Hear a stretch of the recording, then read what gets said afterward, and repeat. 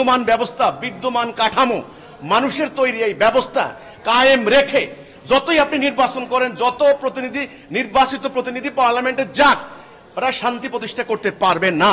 এটা হলো আমাদের মূল কথাটা। দেশের প্রতি যদি মমতা থেকে থাকে তাহলে দয়া করে এই রাজনৈতিক এই প্র্যাকটিস বন্ধ করুন। আমরা আশাহত, আমরা চিন্তিত, আমরা টেনশনে আছি। আমরা রাজনৈতিক দলের লোকদেরকে আবারও বলতে চাই, দেশের যে বর্তমান পরিস্থিতি, বর্তমান অবস্থা, এতে করে আপনারা শান্তি আনতে পারবেন না। অনেকে বলছেন যে আগামী দিন একটা নির্বাচন হলে সকল সমস্যার সমাধান হবে।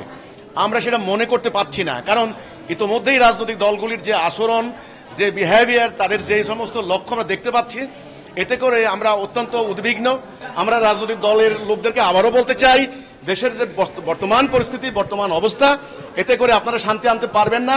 রাজনৈতিক দলের নেতা এমপিকে উলঙ্গ করে রাস্তা ঘোরানো হচ্ছে, চেয়ারম্যানকে উলঙ্গ করে পিটানো হচ্ছে, তারপরে মন্ত্রীকে আপনার হত্যা মানে কি বলবো, উলঙ্গ করে ঘোরানো হচ্ছে।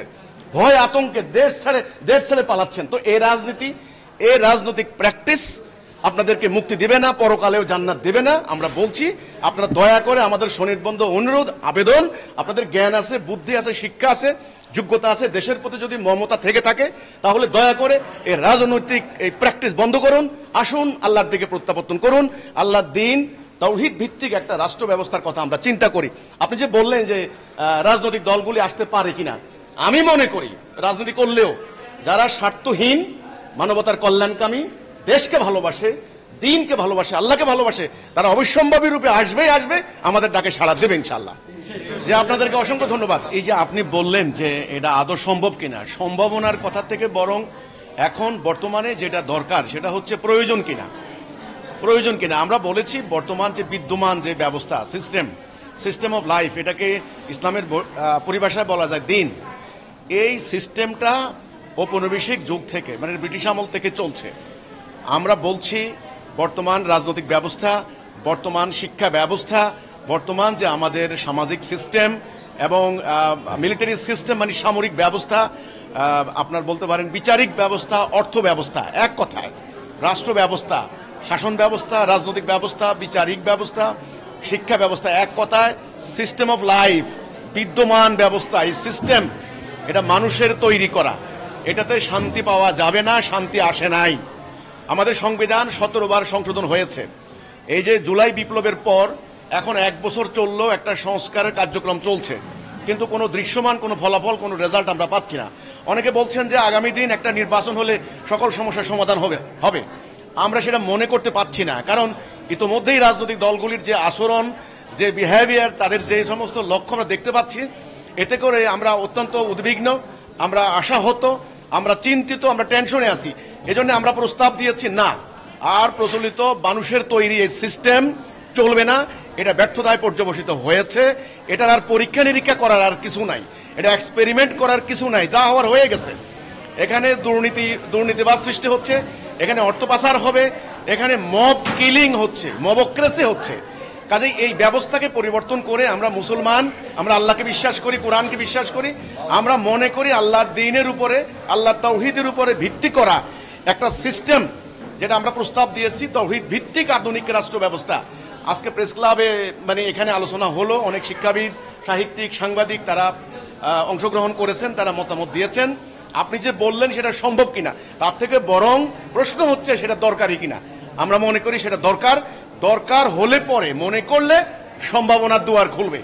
জনগণ যদি সেটা পরিবর্তনের আশা করে তবে সেটা হবে এবং সেটা সম্ভব আমি মনে করি। দেখুন, এই আমাদের দেশের ইসলামী দলগুলিকে আমি যেটা বলতে চাই, ওনারা হয়তো আন্তরিকভাবে অনেকে ইসলাম চাচ্ছেন, কিন্তু ইসলাম চাওয়ার যে একটা পলিসি, একটা প্রসেস, আমরা ইসলামের ভাষায় বলতে পারি সুন্নাহ, রাসূলুল্লাহর সুন্নাহ, সেই তরিকা যদি অনুসরণ না করেন, এই অনুসরণ না করলে ইসলাম কায়েম হবে না। ওনারা নিজেরাই বিভিন্ন দলে বিভক্ত, কোনোটা অনুমোদিত, কোনোটা অননুমোদিত।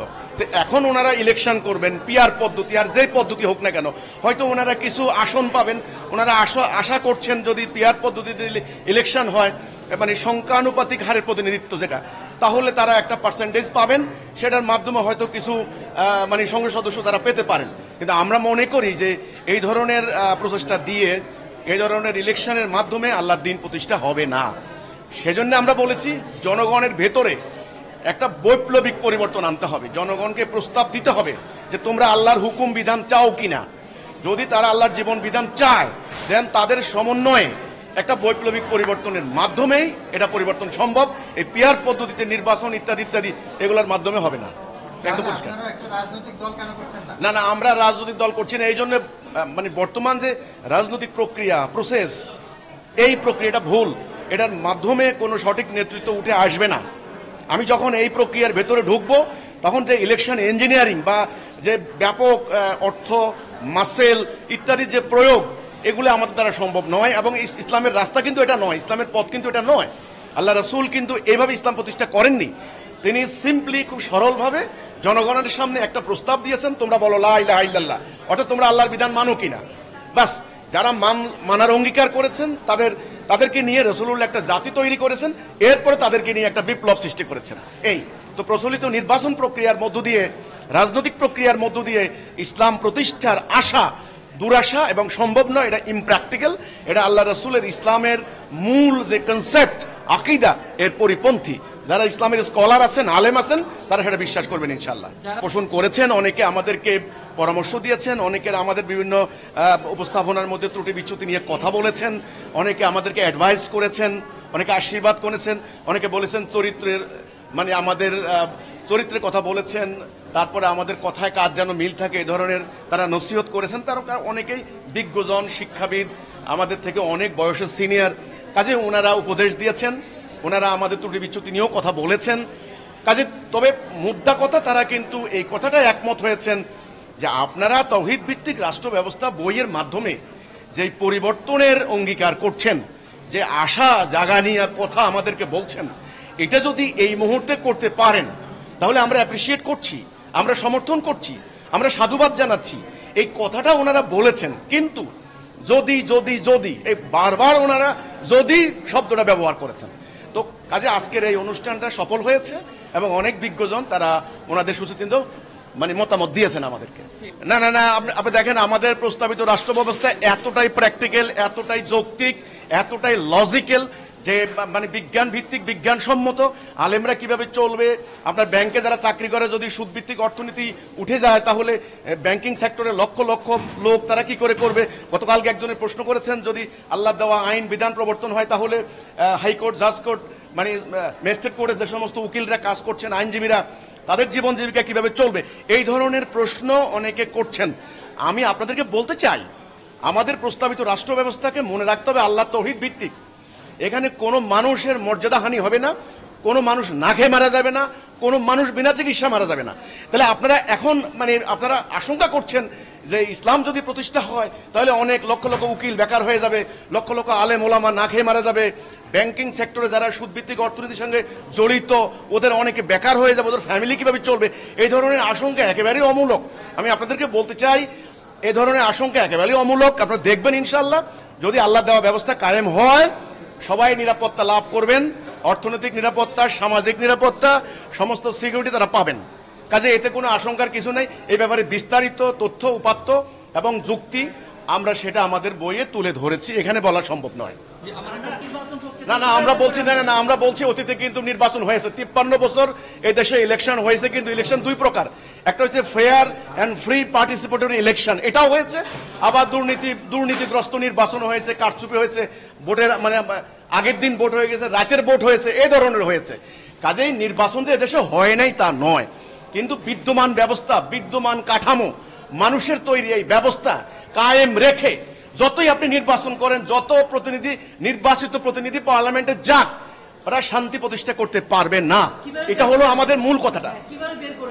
সেটার জন্য আগে যারা রাজনীতি করছেন, যারা নির্বাচন করতে চান, ওনাদেরকে আগে ঐক্যবদ্ধ হয়ে একটা সিদ্ধান্ত নিতে হবে, আমরা আল্লাহ দেওয়া মানে ব্যবস্থা মানবো, মানুষের তৈরি ব্যবস্থা প্রত্যাখ্যান করব। এই হচ্ছে ব্যাপারটা।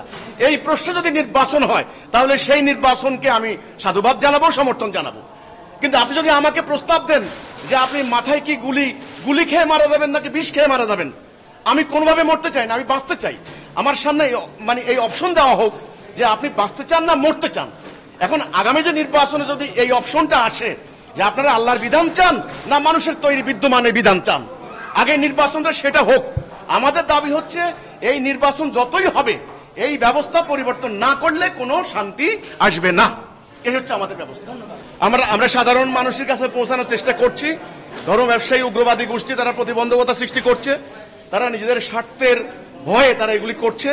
তো আমরা মানুষের দ্বারে দ্বারে যাচ্ছি, আমরা মানে কলেজ বিশ্ববিদ্যালয় স্কুল কলেজ, আমরা হাট বাজার শহর নগর বন্দর সর্বত্র বই পুস্তিকা হ্যান্ডবিল সেমিনার মতবিনিময় সভা ইত্যাদির মাধ্যমে আমরা জনগণের কাছে যাচ্ছি।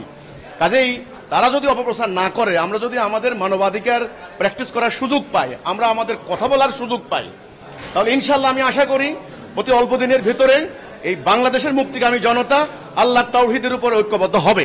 কারণ এতদিন তারা ইসলামের রিয়েল কনসেপ্ট আসল রূপ প্রকৃত আকীদা পায় নাই, এখন তারা পাবে। ইসলামের উদারনৈতিক রূপ, ইসলামের প্র্যাকটিক্যাল রূপ, ইসলামের অত্যন্ত যৌক্তিক বিজ্ঞান সম্মত একটা চেহারা, যেটা সকল ধর্ম মত বর্ণের মানুষ একসঙ্গে খুব আনন্দের সঙ্গে অ্যাকসেপ্ট করতে পারে। ইসলাম যে একটা বিশ্বজনীন জীবন ব্যবস্থা, এখন সেটা মানুষ পাবে ইনশাআল্লাহ হিজবুত তৌহিদের মাধ্যমে।